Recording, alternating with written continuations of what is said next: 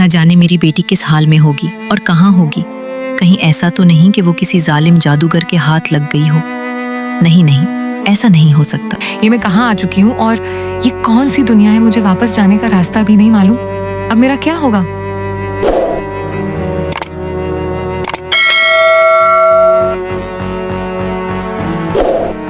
परी लोक पर तमाम परियां हंसी खुशी रहती थी। उनकी दुनिया में वो तमाम चीजें थी जो आम इंसानों के पास नहीं थी। परी लोक में एक रानी परी रहती थी जो तमाम परी लोक की मुल्का थी। उसकी एक खूबसूरत बेटी थी जिसका नाम नीलम परी था।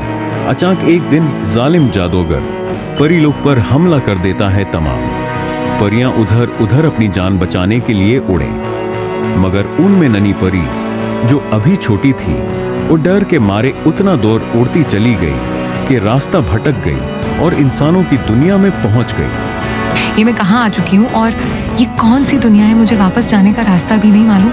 अब मेरा क्या होगा?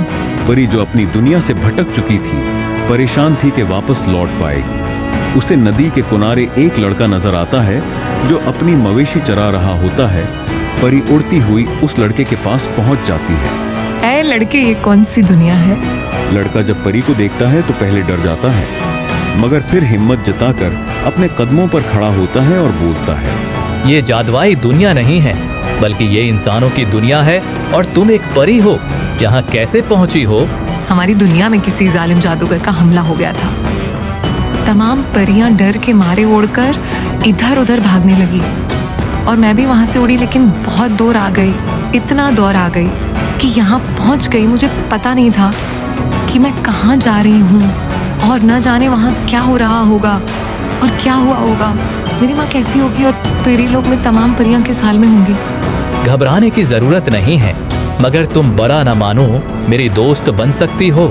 मैं तुम्हें इस दुनिया की सैर कराऊंगा और तुम्हें यहाँ किसी चीज का खतरा नहीं। जी बिल्कुल, जो मुश्किल में साथ दे वो दोस्त होता है, मगर मैं वापस कैसे जाऊंगी? मुझे उम्मीद है कि तुम्हें ढूंढने के लिए दूसरी पुरियां यहाँ जरूर आएंगी।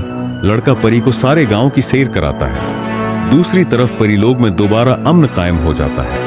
मुझे हर हाल में अपनी बेटी चाहिए।